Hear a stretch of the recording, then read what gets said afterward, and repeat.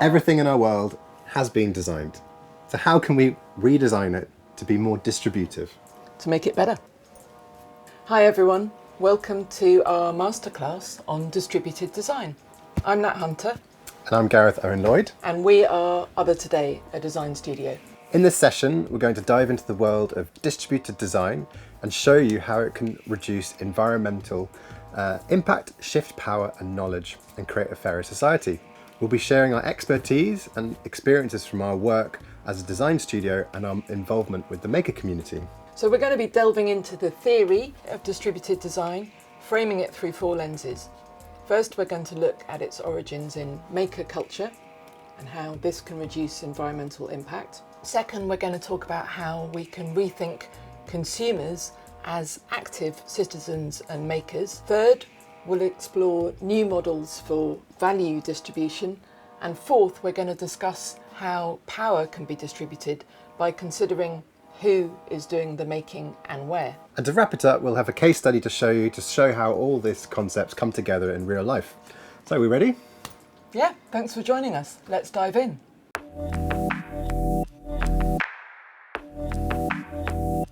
We've been working in distributed design since the beginning, since day one. And for me, distributed design has gone from being about digital fabrication, so making, and it's increased in complexity through making to being about distributive value. And now we're starting to talk about it as being a way of making a more equitable world. Yeah, there's been a real shift. The roots of distributed design, they're rooted in the Fab Lab movement, the maker movement, Fab City, all of that, where there's a democratization of tools. So anyone can go to a place on their local high street and they can use a 3D printer or a laser cutter, and that allows the opportunity for the whole idea of manufacturing to be flipped on its head, doesn't it? So normally something gets made in a factory, but the idea of distributed design is that I might make it, you might make it, my mum might make it on the high street for ourselves. Yeah, and we've been working in this for about 10 years. So we set up Machines Room together, and you were working on Fab Lab London, so we've been working in makerspaces for quite a long time and thinking about the way that this kind of design fits into circular economy. And one of the biggest shifts that's happened is 10 years ago, 3D printing, CNC machines, and this kind of accessible technology was new. Now we've got to the point where it's really, really accessible. And so we're talking about today distributed design through the lens of making, knowledge, value, and power. One of the biggest power shifts for me is this idea of democratization, so that anyone can make anything anywhere. Truly, design is being democratized. And for me, what really exciting thing is where the designer ceases to be a kind of an elite character. And what we're seeing with AI and these kind of technologies that are making access to creativity easier is that anybody could be a designer. So if anyone can be a designer, then we've got to think about what it means to design and what the opportunities are. Like, how can we know the world's out of balance, right? We know that things are inequitable. We know that things aren't fair. So actually, when you put the power into the hands of the citizen, as opposed to the citizen having to be in the throes of the power of the few people who are manufacturing, then it really shifts everything on its head. And also, when we're doing that, we need to make sure that we don't make the same mistakes and that we do things in the right way. When you're inside the world of consumerism, we are consumers, or I like to buy things. I feel happy when I go and buy a nice object. It's very easy to think about every object in terms of products that we buy, things that we consume. And what distributed design allows for, what encourages, what opens us up to, is to think about things in a different way. A chair isn't necessarily something that you have to buy in a shop. You could make the chair yourself from materials that you found on the street. That's a very simple concept, but the idea of things not being something you buy, but something you make. Now, how do you make things that you want, right? That's the difficult thing. And for that, so you need to have the knowledge of how to make things be shared openly. I think the word distributed design is really important here as well, because designers do know how to make things well, and they can, if designers are part of the ecosystem, then you're going to get better products that are more fit for purpose. So then the question is how knowledge is shared. So if I design a chair and I spend a long time and I've done a lot of training and I've got a lot of skill and I design my chair, if I then share the instructions for making my chair, the computer files, whatever else needed, if I share that with you and you don't have those skills, it kind of jump starts you. It gives you a leg up, and you can then take it from there, and you can adapt it or amend it or do whatever you want with it. But this is a really disruptive idea. Our industry is based on the patent, and expertise is often seen as someone protecting that knowledge. You have to hire an expert to come in who's not sharing their knowledge. But we're doing a masterclass here. Now, if you think about the idea of the master, a master is nothing without an apprentice. And so the idea of the master is a constant sharing. And so this kind of open sourcing, not only of the design. So I think it's really important to just distinguish between I've designed my thing and I've created an open source instructions for how you could make that, and the other side of this, which is the open sourcing of your technique. So the kind of the knowledge of how you made it. A really great example is Jonathan Keep. He's a ceramicist, and he uses a wasp 3D printer that extrudes clay, and he uses algorithms to create generative designs for these pots. Oh, he's the guy who gives all his designs away. All given away. It's all on Wikifactory. So not only his designs given away, it's his entire process. Now in craft, you often look at somebody as you're valuing their skill and their knowledge as the thing that you're buying, perhaps. But someone like Jonathan Keep, who is giving all of that away at the beginning and encouraging, he's one of the leaders of the 3D printed ceramics community. But that hasn't stopped him selling his work. In fact, it makes him a much better designer. There's quite a lot of examples of how open sourcing something, it gives surprising results, doesn't it? Like if you think of some of the 3D printer manufacturers, there's some really interesting stories about the people who open source their code and their manufacturing techniques versus the people who don't. We've been talking about distributed design for quite a long time, and one of the things people ask us about is, but how do I make money? You're asking me to change how I'm making things to use expensive machines, or not cut costs by using a kind of an online service and make it myself, or make it in the place where I live. So that's going to cost me loads of money, surely. And then you're talking about open sourcing it, but my intellectual property is how I make my money. So how do you make value in what you do?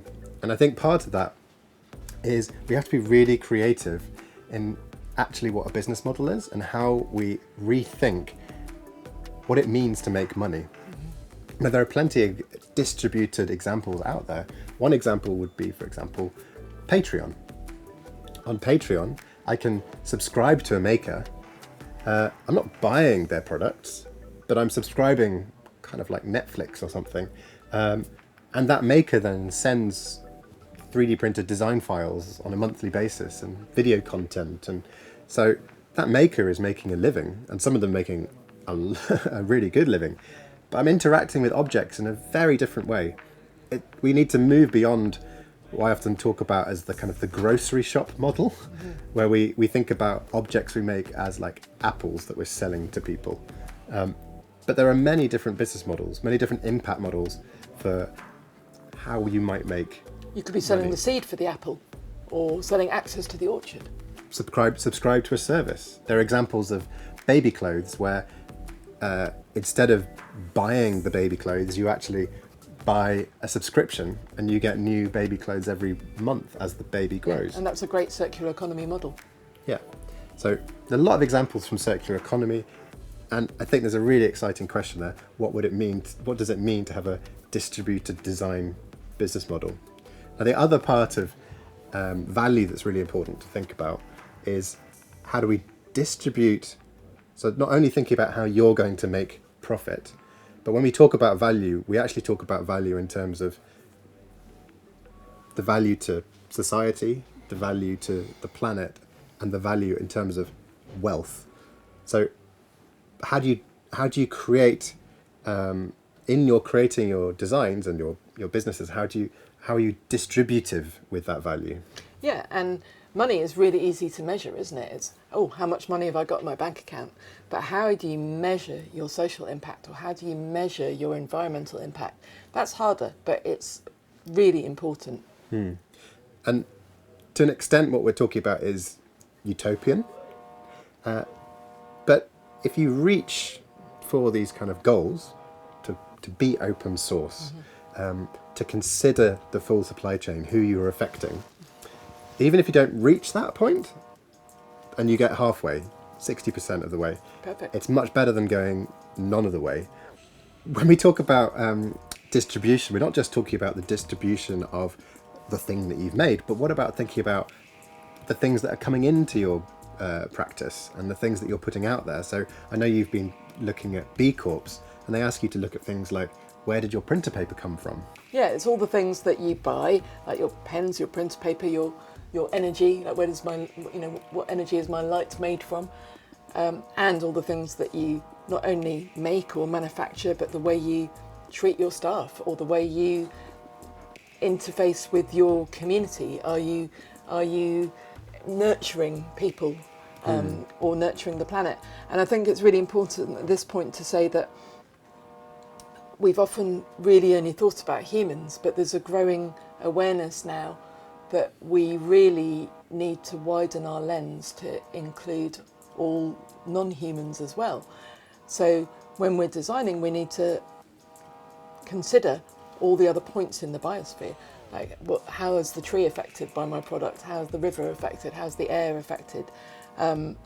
And that's a kind of newer lens in the distributed design journey. We're just talking about how long we've been involved, but it's really important. I think it's really, we're talking about design itself. So when we think about design, you think about the designer, and there's a power dynamic there. So if you think about an architect, they're often photographed pointing down at a model. There's the God's eye view. When you photograph an object, it's actually called the God's eye view. That's the technical term for that, your floating product in space.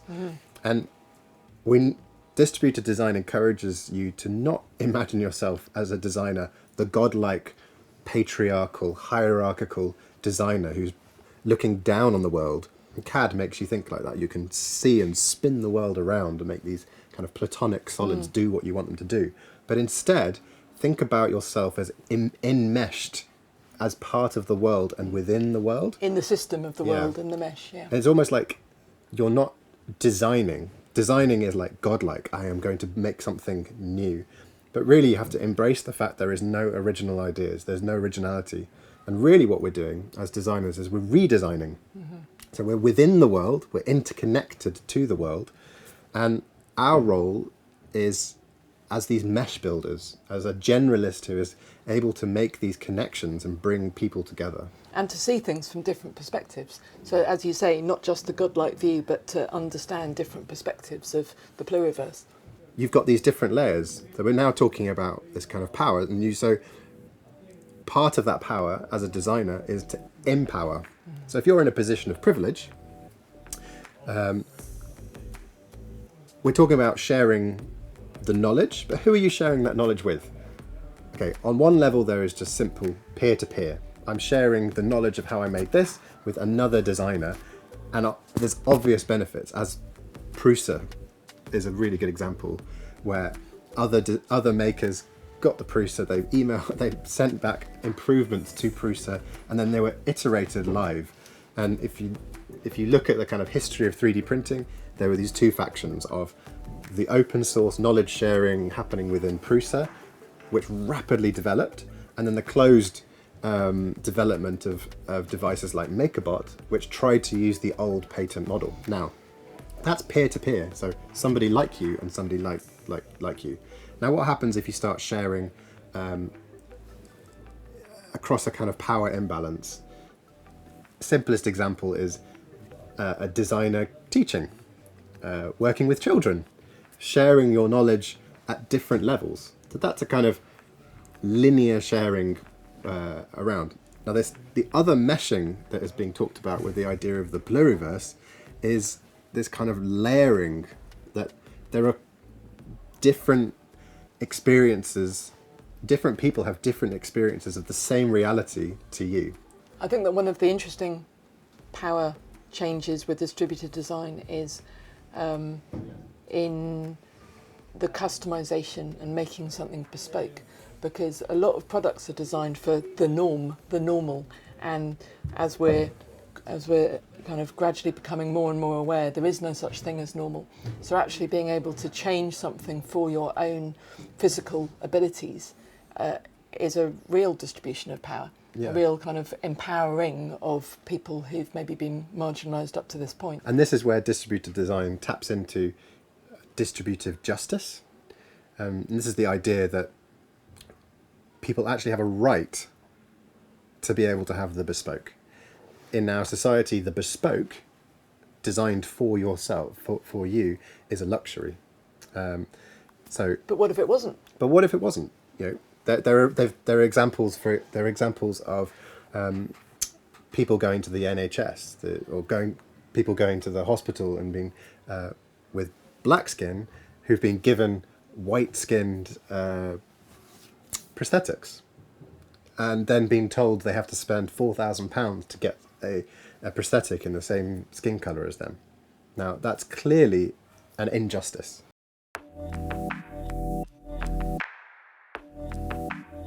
Let's put distributed design into the wider context of sustainability. The diagram on the screen is called the butterfly diagram, and it's a drawing of a circular economy with material loops in it.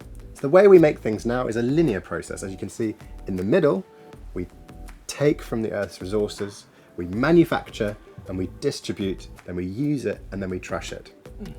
The way that we're thinking is, how can we keep resources in use for as long as possible? And you can see in the diagram that there's two loops, two of the wings of the butterfly. So one side is the biological cycle, so it's nature's natural cycle of growing and decomposing. But then the other side is what's called the technical cycle. And it's where so for instance, you take oil out of the ground, but when you convert it into plastic, at the end of that plastic product's life, you can't just put it back into the ground, it won't decompose. So in that cycle, in the technical cycle, that's where design really comes in to work out how to reuse, repair, remanufacture and recycle. And as is highlighted in the middle of this diagram, it's in the distribution that we really need to make our change. And that's where distributed design comes in.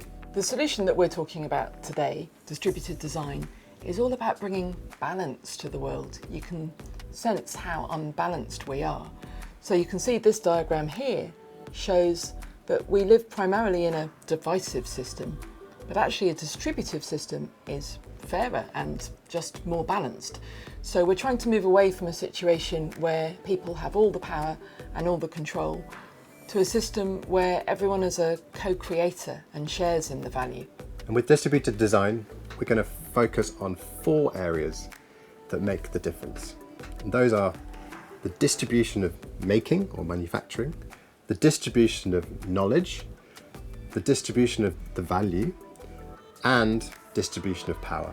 It's all about ways of trying to find ways to create a world that's better for everyone, not just a select few. Yeah, so let's dive in and see how we make that happen.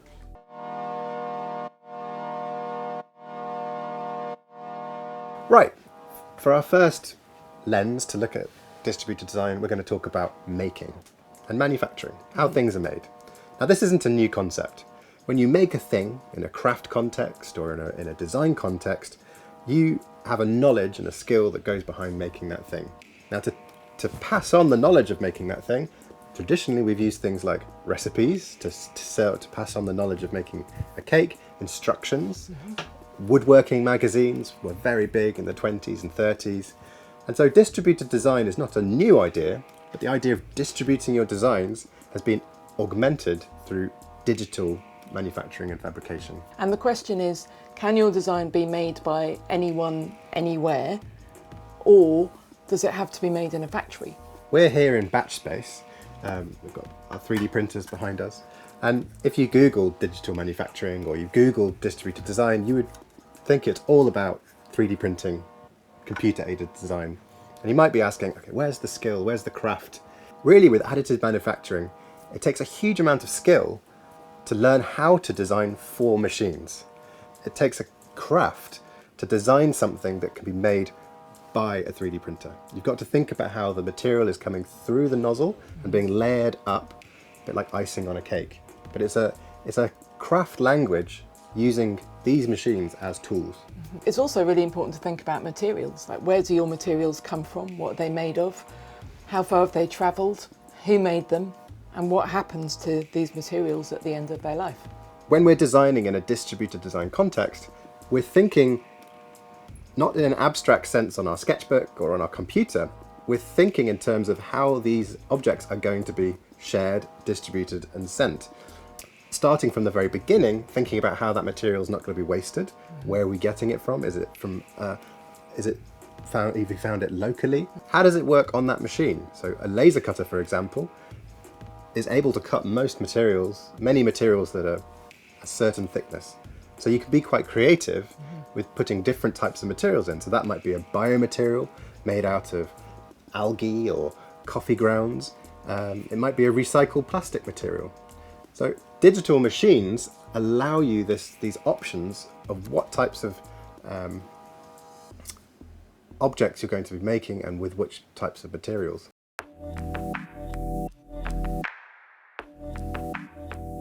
Now, let's move on to the distribution of knowledge.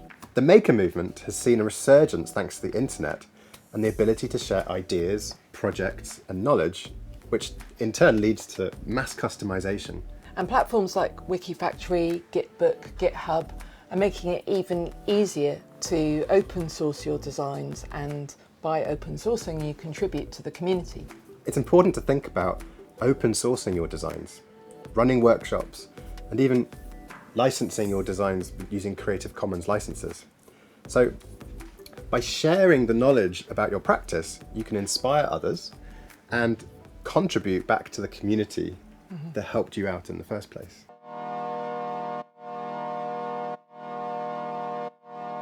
So we've talked about the distribution of making and manufacturing and the distribution of knowledge. Now we're going to talk about the distribution of value, why that's important. Yeah, so you might be thinking about, well, where do I make money out of making an open source design? Now, the key with thinking about distributed design is not necessarily to think about the money, but actually what if we think about products in a different way? What if instead of this mindset of products as things we buy, but actually thinking about, instead of consumers, but thinking about a citizen who could also be a maker. So instead of just buying things, they're making things. And it's really important as well to not just think about the financial gain, but also the social and environmental impact of everything that you're doing. Yeah, so for example, when you're designing your product or your object, have you thought about where your materials come from? Is your supply chain fair? Is there an exploitative pricing structure that harms workers in a far off country? And in fact, when you do make your products, are you creating employment opportunities? So for example, you don't need to necessarily make your entire product in one factory in a far off, cheaper place. What if you created a distributed network of factories? And what if each of those factories had fair working conditions and fair pay? You've created a whole new economic model that is distributive of the value.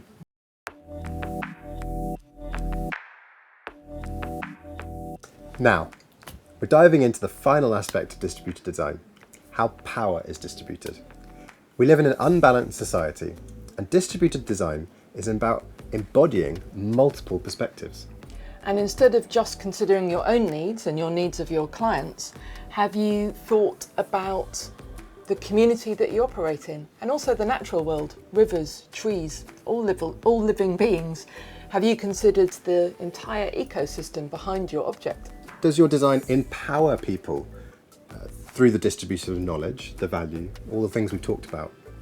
For example, if you're starting a company, who are the stakeholders of that company?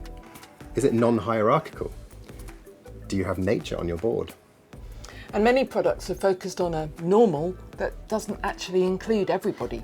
So one of the great things about distributed design is that it offers opportunities for customization, for bespoke solutions, especially if people have different kinds of abilities, different kinds of bodies. So if we make things for the masses, then perhaps they won't fit people's skin colour, their body types.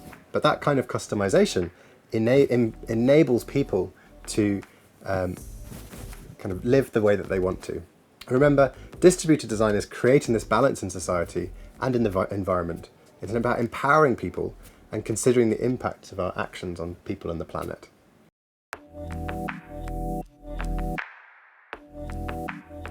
So now it's time for a case study to really bring this to life. We're going to show you an example of a normal lamp versus a distributed design lamp. So first of all, the normal lamp.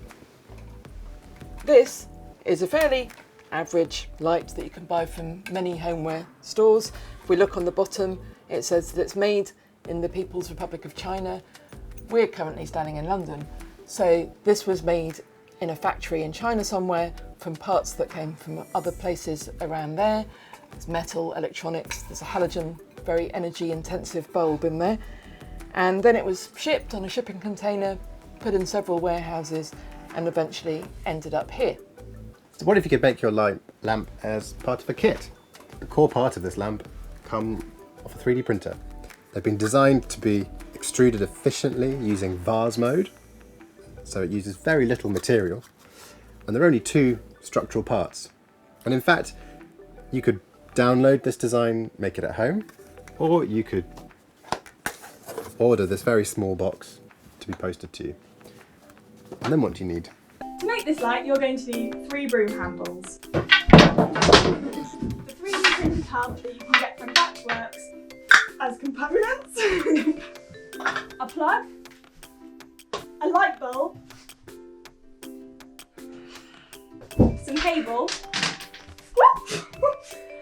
We're using this fancy one from Tala, but you can buy any cheap wire and socket from your local hardware store. So anyone, anywhere could make that. We've talked about how it was made. So what do we mean by the distribution of knowledge? What knowledge has been distributed I think in this there's case? zero knowledge being distributed in this case. How about that one? And in fact, probably there's a patent on this, or at very least Yeah. copyright, so somebody else can't copy this. Whereas this design has been shared openly on Wikifactory and on Thingiverse, and we actually made an effort when we worked on this project to share it during the Greenpeace Make Something week. People from around the world downloaded the model, and not only did they make it themselves, so a few people have made it exactly how Milo designed it, but many other people started to remix and redesign it. And that's the power of sharing open source. And it was really great seeing how people had changed it. It was really great seeing like all the customization and the bespoke needs that everyone had. Like one person turned it into a microphone stand, didn't they? It wasn't even a light anymore. And so how can we think about these two in terms of value? So how much do you think this lamp was sold for? £30, 40 euros, something like that. And all the value went to the factory owners and maybe some to the designers or the company that was actually selling that product. During this project, we thought about how would we distribute the value? And so these 3D printed parts were hosted by Batchworks. They could be printed on demand and downloaded. So a kind of a micro on-demand batch production. Now the beauty of that is that you can print in any colour you want and print when you want. So for the manufacturer, they don't need to mass manufacture, they don't need to store, they can print when they need these. Yeah, it's print on demand, no very, very little waste compared to traditional manufacturing. The only part of this product that the user is buying is the kit or downloading it for free in an open source sense. And then it's up to them what their local materials are. So whether they're getting broom handles from the local hardware shop. Whether they use an energy efficient bulb or not.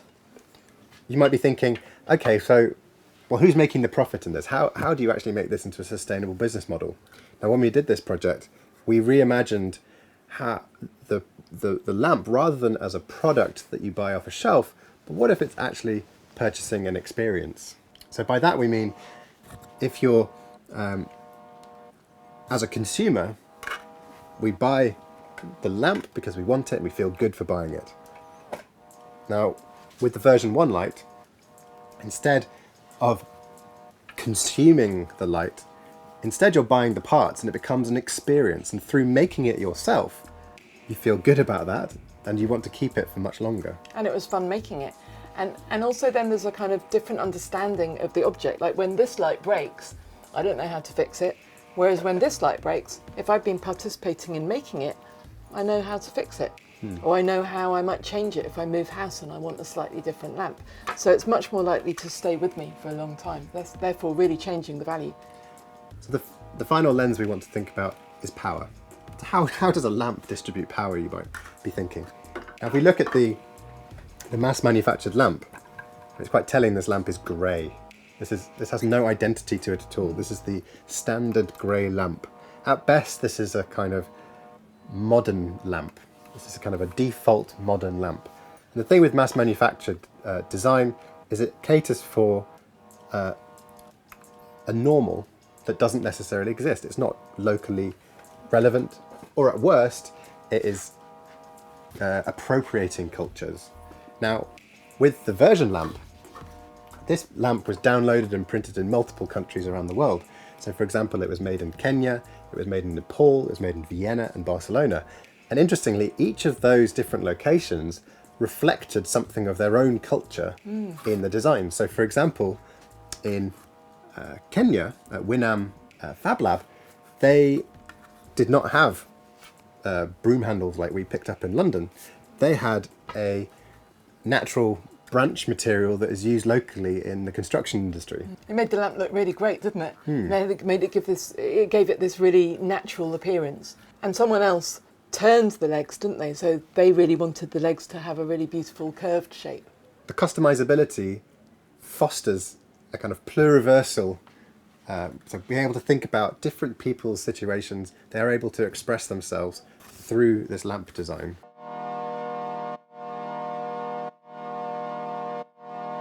So we've been talking about the importance of distributed design and how it can bring balance to making knowledge, value and power in a project. So we want to leave you with a task to think about. Take a project that you have in mind, or maybe you've already started it, and think about how it can be designed with these 4 lenses in mind. Yeah, so first, making. How could this project be made in a more distributed way? Could it be made by you or people you know in small batches? So does that mean that you change the way you make it instead of making it by hand, but actually using a fab lab or using digital fabrication? Do you normally have to commission a factory to make your work? So instead, have you considered using alternate materials, local materials? And think about what might happen at the end of the life of your product or object. So the next lens to look at your project in is the lens of knowledge. So are you thinking about open sourcing your design, sharing it on Thingiverse or Gitbook so that others can be inspired and contribute to the community? Maybe you're running workshops. Maybe you're teaching others your methods and practice. Maybe you're using a Creative Commons license for your design. And third, think about value. How is the value distributed in this project? Are you considering the environmental and social impact as well as the financial bottom line? Is this all about making money, or have you thought in a more holistic sense about this project? Is the profit shared across the supply chain? Have you even analysed your supply chain? Perhaps you're a ceramicist. Where is your clay coming from? Where is your kiln from? Have you really thought about all the different parts beyond the object that you're making? So lastly, think about power. How is power distributed in your project? Are you considering multiple perspectives and the systems behind your object? Perhaps you're actively empowering people. Where's the balance of power in your project?